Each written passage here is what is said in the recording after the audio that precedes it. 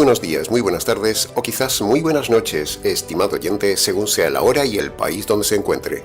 Les habla como siempre el pastor bautista Nikos Ricoy, director del programa Encuentros y pastor general del ministerio Tinajas. Muy bienvenidos una vez más a todos y muchas gracias por estar ahí atentos al nuevo mensaje de hoy de nuestro programa Encuentros.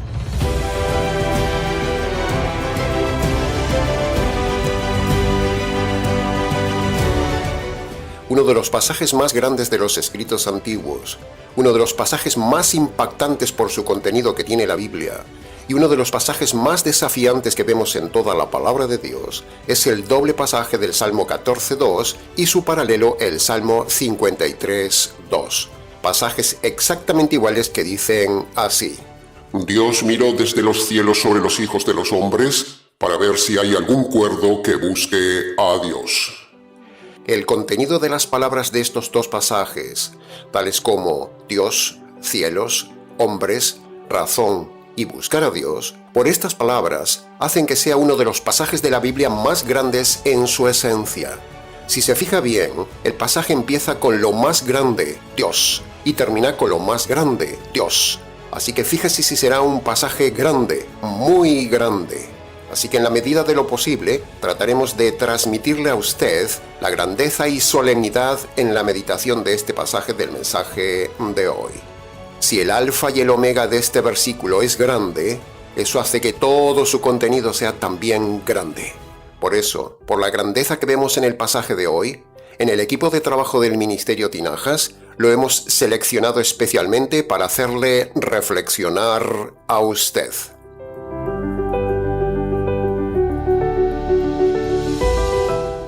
Tal como es nuestra costumbre pedagógica, usaremos el método expositivo, es decir, el estudio detallado frase a frase del texto, para que usted aprenda cómo se estudia la Biblia y también para darle al oyente una mejor explicación. Entremos entonces en el análisis y comentario de la primera parte del versículo de hoy que dice: Dios miró desde los cielos. ¿Sabe una cosa, estimado oyente? Si usted estuviera tan solo en la luna, con sus ojos, usted no vería nada de lo que hace un hombre en la tierra. Pero Dios no necesita telescopio, ni la distancia de los cielos con la tierra es un impedimento para ver lo que usted hace. Es más, Dios es capaz de ver hasta sus pensamientos. Así que tenga cuidado, estimado oyente, tenga cuidado con lo que hace en secreto y tenga cuidado con lo que piensa, porque Dios lo mira todo desde los cielos. Es más, no podría ser Dios si tal facultad no tuviera. En esta parte del versículo tenemos dos conceptos muy grandes: Dios y los cielos. Por eso decíamos que este pasaje es grande, muy grande, por el personaje y por la inmensidad del lugar. Sin embargo, el versículo 1 nos habla de un ser muy pequeño y muy necio, porque el verso 1 de este Salmo 14 y 53 habla del necio, el necio ateo que dice que no hay Dios. Hay que ser muy necio para ser necio, porque la necedad es la negación de la razón.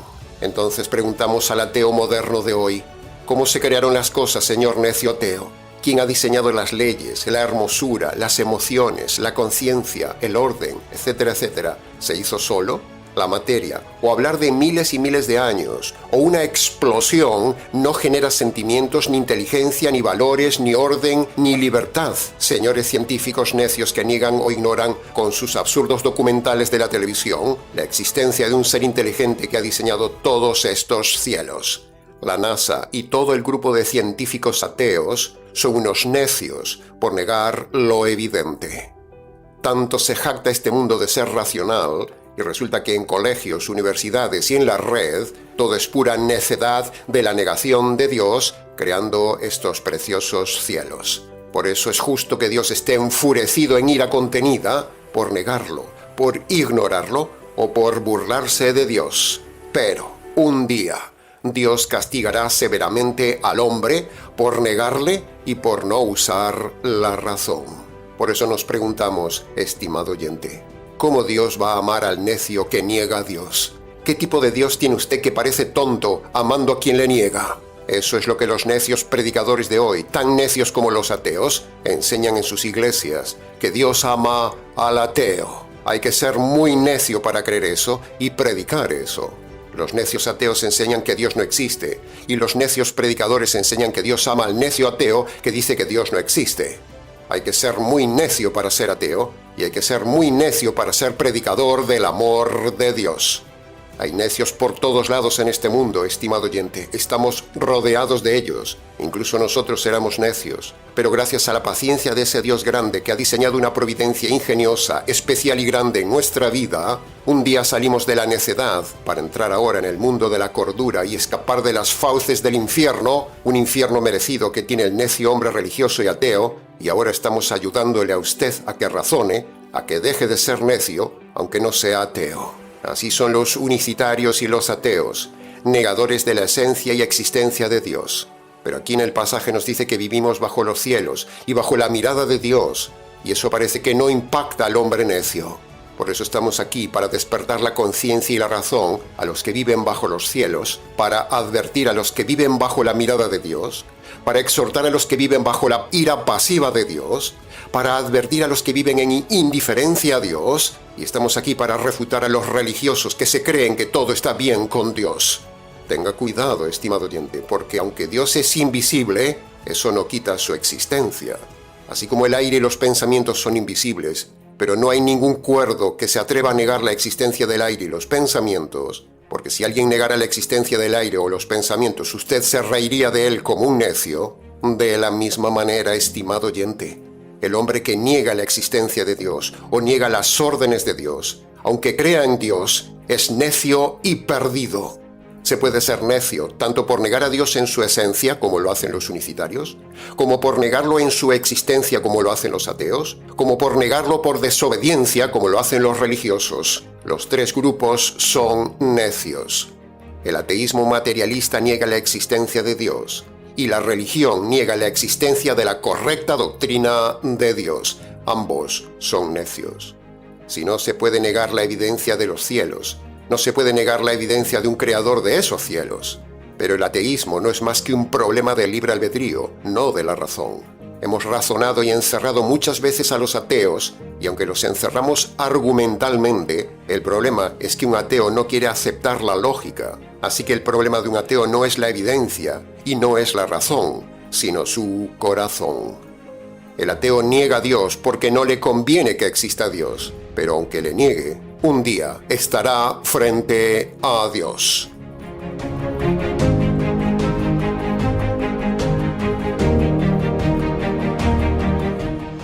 Para decir que Dios no existe, significa que esa persona, ese ateo, tendría que conocer absolutamente todas las cosas para estar seguro de que Dios no existe.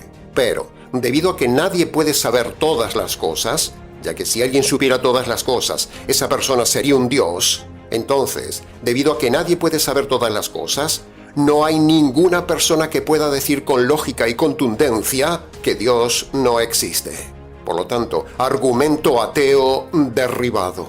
Ya que son los ateos los que afirman que Dios no existe, entonces que sean ellos los que prueben que Dios no existe.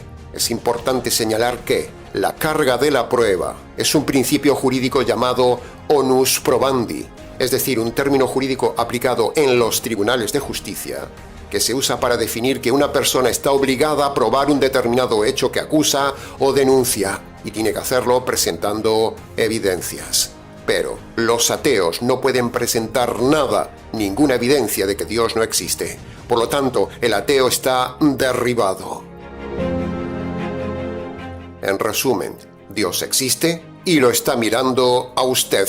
Tenga cuidado. Entremos ahora en el análisis y comentario de la segunda parte del pasaje de hoy que dice: sobre los hijos de los hombres. La frase hijos de los hombres es otro concepto también muy grande, porque hombres hay millones, hay una cantidad grandísima de hombres, con lo cual este concepto suma grandiosidad al pasaje.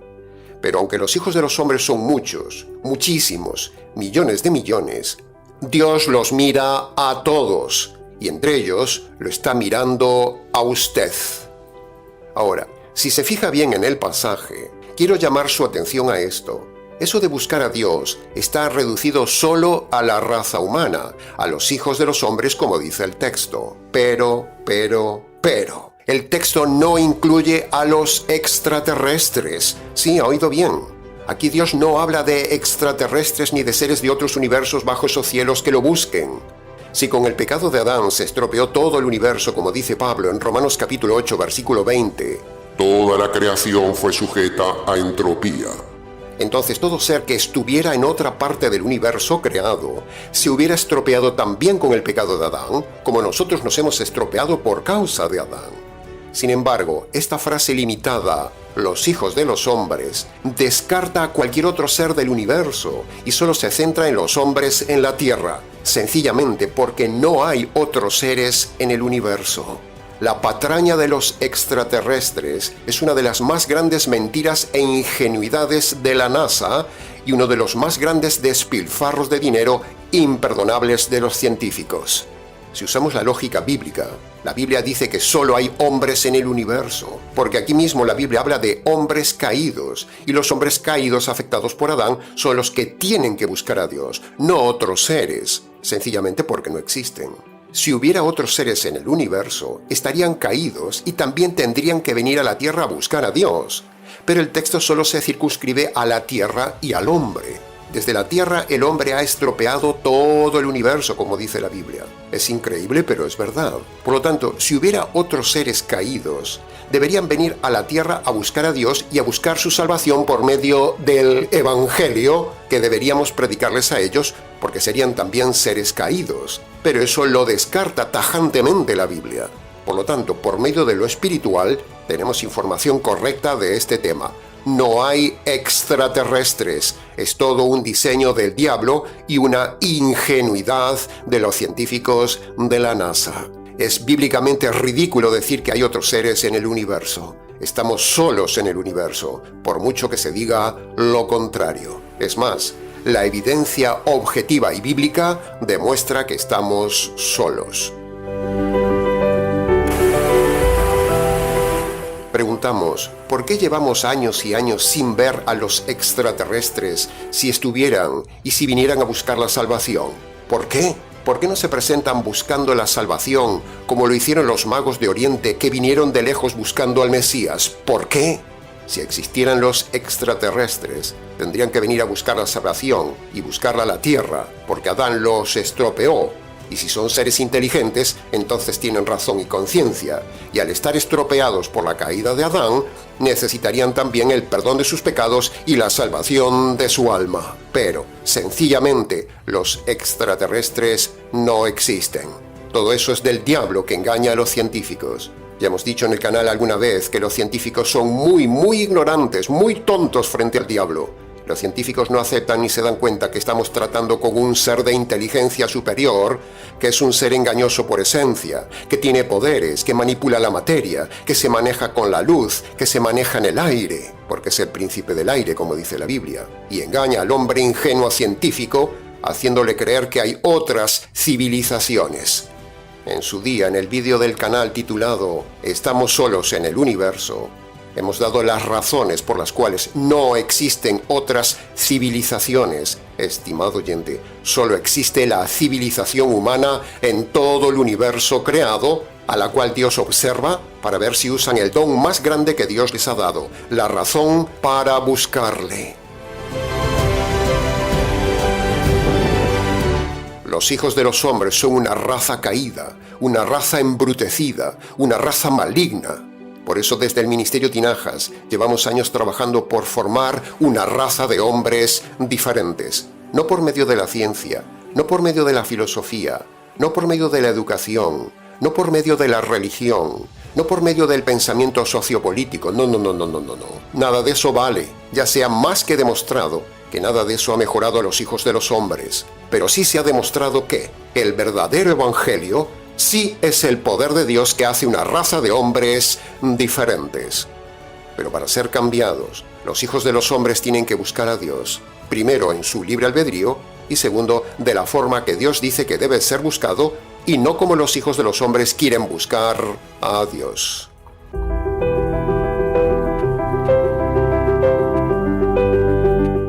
entremos ahora en el análisis y comentario de la tercera parte del mensaje de hoy que dice: a ver si hay algún cuerdo.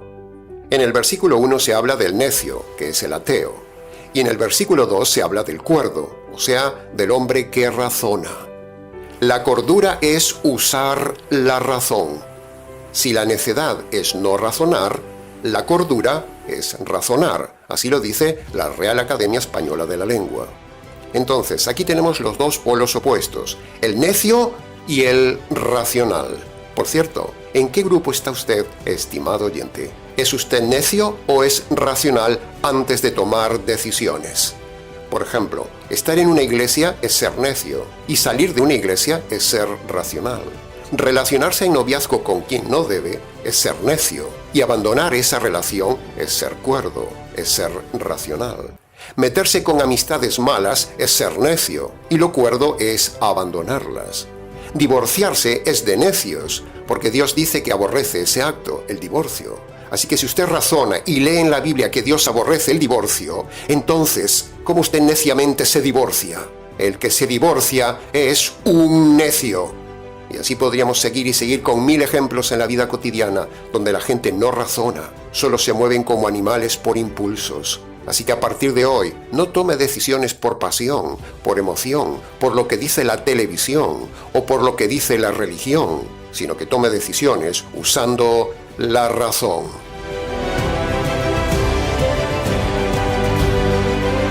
La razón es el gran don que Dios le dio al hombre. Pero cuando un hombre deja de lado la razón y usa el sentimentalismo, la pasión, la emoción, la religión o la televisión como formas de tomar decisiones, ese hombre se convierte en un animal y en un necio por rebajar la esencia divina que Dios le dio.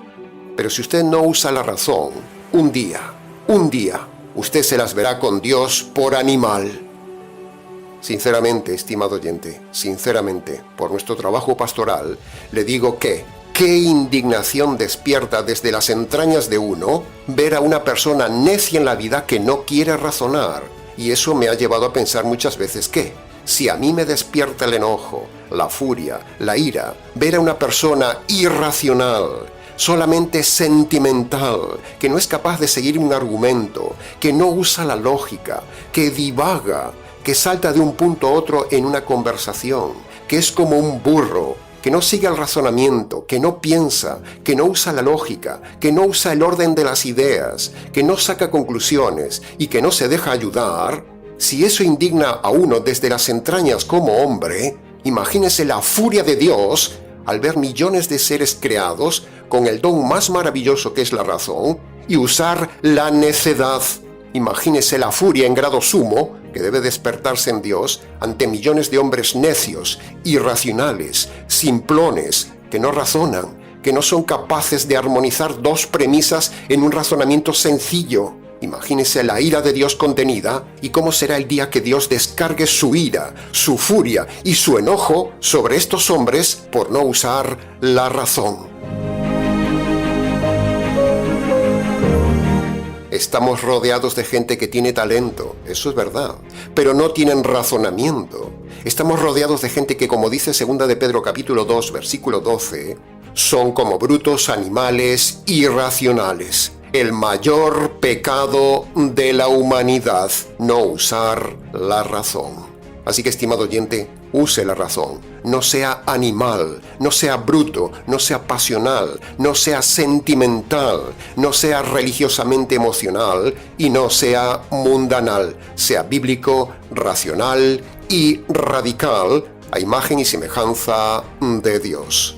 Honre a Dios usando la razón, estimado oyente. Honre a Dios. Tenga la dignidad de usar la razón como semejante a Dios que usted es.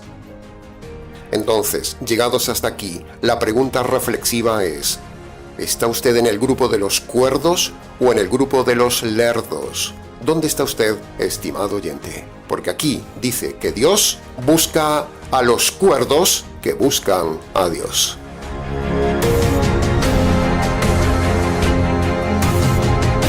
Un correcto predicador hace despertar la razón en la audiencia, Pero si solo despierta las emociones, la motivación, el sofisma y el fervor religioso, ese predicador es un mal predicador. Por eso estamos aquí cada semana, estimado oyente, para despertar no su emoción, sino su razón. Si un predicador trata de despertar en usted las emociones con música y a golpe de micrófono, con palabras especiales que le toquen el corazón y le hagan creer que eso es del Espíritu de Dios, entonces escape de esos lobos. Pero, si usted ve a un predicador que usa la razón y trata de hacerle despertar del embobamiento de la sinrazón, ese sí es un buen predicador. Pero, espere un momento. Lamentablemente, también hay predicadores lobos que usan aparentemente la razón, la falsa razón, es decir, el sofisma. El sofisma es hacer que algo parezca racional.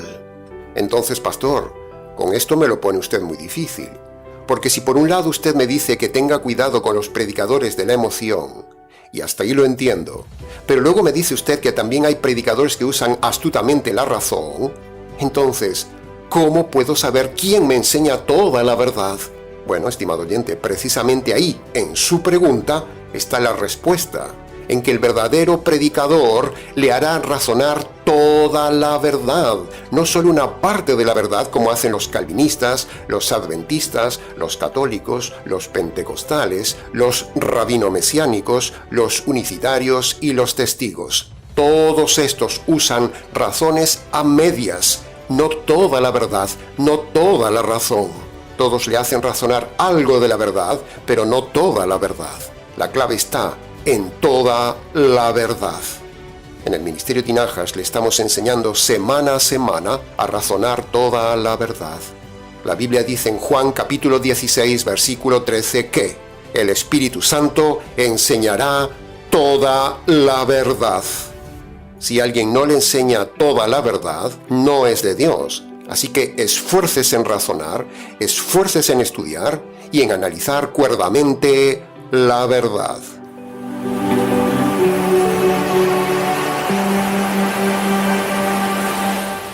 Entremos ahora en la cuarta y última parte del versículo de hoy que dice: alguien que busque a Dios. Buscar a Dios es otro concepto sublime en este pasaje. Es la meta más grande de un hombre.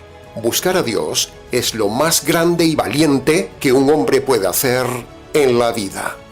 Lo más grande de un hombre no es casarse. Lo más grande de un hombre no es buscar el poder, ni buscar el dinero, ni buscar ampliar su empresa, ni ser mejor persona, ni tener éxito. No.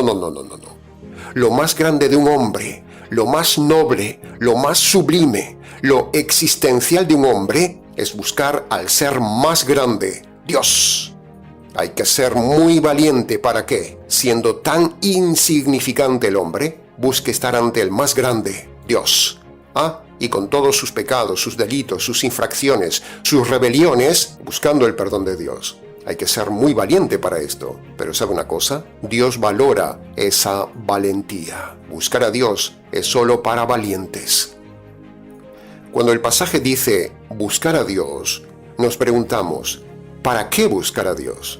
Si un hombre se presenta ante Dios por el solo hecho de ser hombre pecador, Dios lo expulsaría de su presencia por su contaminación pecadora.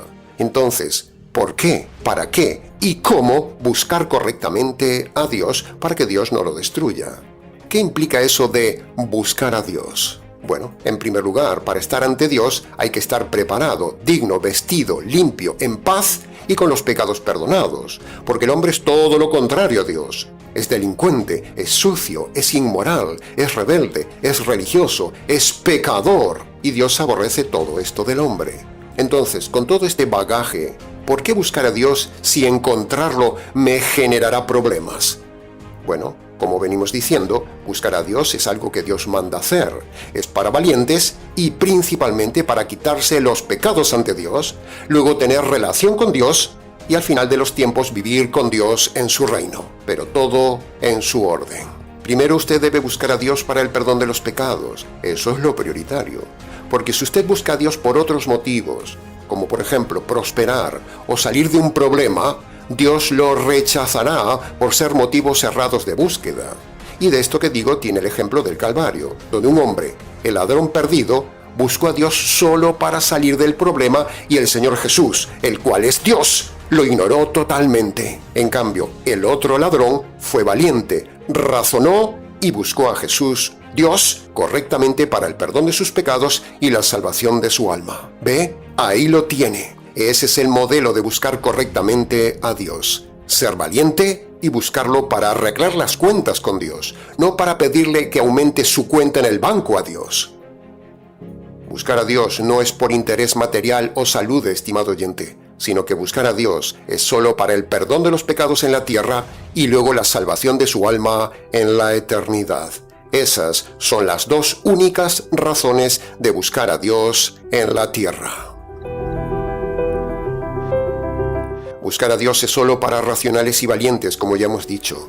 Por eso la mayoría de la gente no busca a Dios. Se quedan en la comodidad de la religión.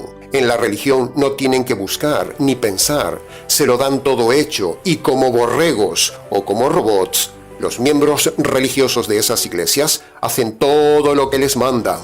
Pero buscar, lo que se dice buscar la verdad, buscar a Dios, es solo para valientes y eso no se hace en la religión.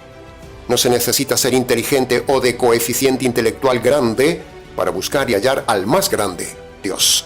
Solo se necesita un grado mínimo de cordura, un poco de valentía, una decisión en su libre albedrío y un poco de racionalidad. Eso es lo único que usted necesita para buscar a Dios. Y eso es lo paradójico, que con tan solo un poco de algo, un poco de estas cosas a nivel mínimo, un ser tan pequeño, el hombre, pueda buscar y hallar la verdad del ser más grande, Dios. Eso sí que es admirable.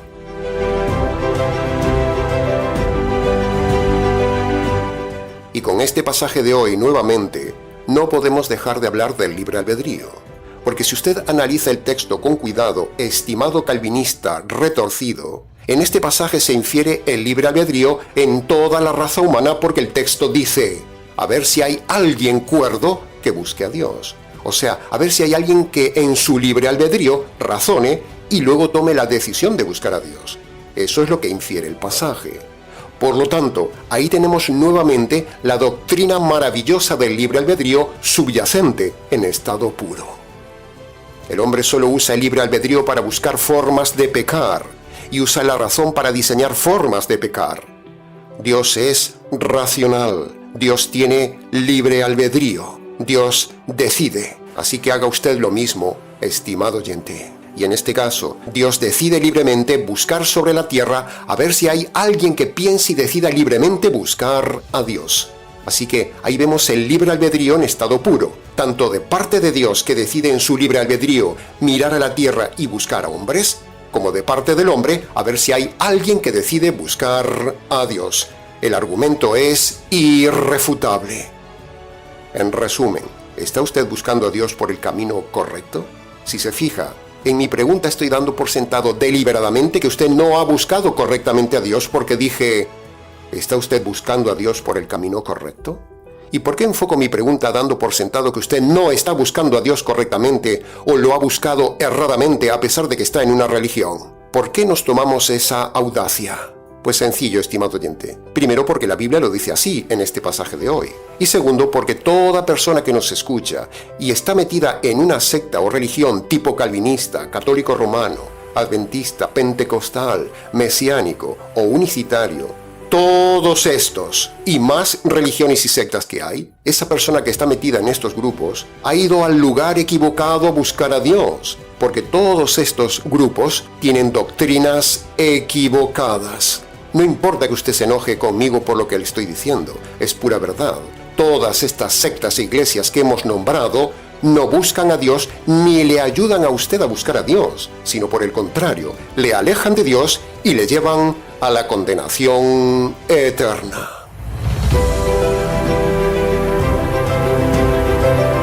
Ahora, el Salmo 14.2 o su paralelo el 53.2 es un salmo pesimista.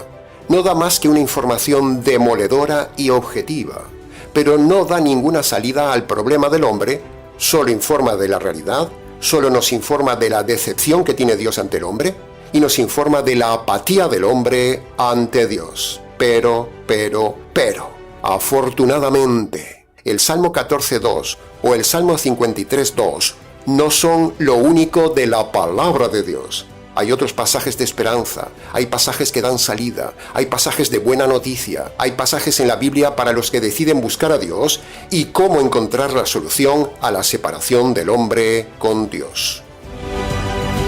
Entonces, siguiendo con la línea de los salmos hoy, vamos a un salmo maravilloso que se contrapone al Salmo 14.2 y 53.2. Es el Salmo 85.11 que dice: Desde el cielo se asomará la justicia y entonces la verdad brotará en la tierra.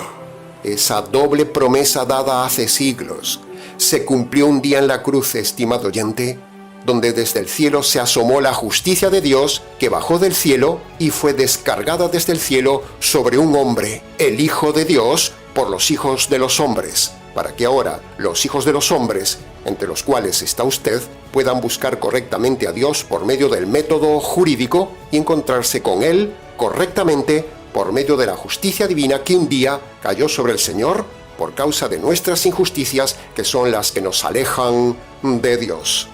Y a la vez, ahora, escuche bien, ahora está brotando la verdad desde la tierra, estimado oyente, desde esta parte de la tierra, y para todos los oyentes, la verdad, como dice el Salmo 85.11. Y esa verdad que brota cada semana en la tierra por medio de este canal para usted, es para que usted pueda buscar correctamente a Dios y reconciliarse con Dios. Y para hacerlo, Dios busca hombres que obedezcan en su libre albedrío los dos requisitos jurídicos que son necesarios para buscar a Dios. Esos requisitos que siempre compartimos al final de cada mensaje están en Marcos capítulo 1, versículo 15, como usted puede ver en pantalla. Primer requisito: usted debe acercarse a Dios humillado ante Dios y reconocer de forma concreta con su boca sus pecados cometidos en su vida desde su juventud hasta ahora. A la vez, usted debe abandonar todo pecado que esté cometiendo en el tiempo presente. Esto es el verdadero arrepentimiento, el primer requisito para buscar a Dios. El segundo requisito es el Evangelio, y este requisito tiene 3 pasos. Primer paso: usted debe acercarse ante Dios y reconocer ante Dios que merece recibir la justicia divina por sus delitos cometidos en toda su vida. Segundo paso: usted debe reconocer ante Dios que la justicia divina que merece usted recibir por sus pecados fue descargada sobre el Señor Jesús en la cruz, en lugar de ejecución de la justicia divina de sus pecados. Y en tercer lugar, como puede ver en pantalla, usted debe estirar su mano de fe y apropiarse por la fe de esa justicia caída sobre el Señor Jesús en la cruz y hacerla suya. Cuando usted va a su habitación y allí en el silencio de su habitación, de rodillas, si su salud se lo permite, descalzo en señal de reverencia, y allí usted obedece estos 2 requisitos de forma ordenada, entonces le aseguro, estimado oyente, que usted será perdonado de sus pecados, habrá paz en su alma, será librado de la perdición eterna, se habrá reconciliado con Dios y así podrá un día entrar feliz al inimaginable reino material de los cielos. Bendito sea el Dios que nos busca cuando no merecíamos ser buscados. Amén. Aleluya.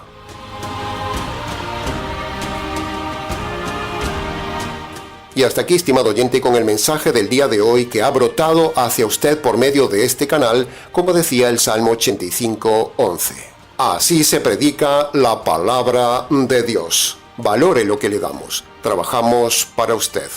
Mucho más se pudo haber dicho del tema, pero con lo dicho fue suficiente para su reflexión. Para preguntas, comentarios o consejería pastoral, escríbanos al correo ministeriotinajas@gmx.es.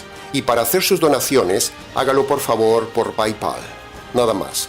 Les ha compartido la verdad, solo la verdad y nada más que la verdad de este tema, quien les habla, el pastor bautista Nikos Ricoy, desde aquí, en Valencia, España, para todos los oyentes hispanoamericanos del programa en cualquier parte del planeta.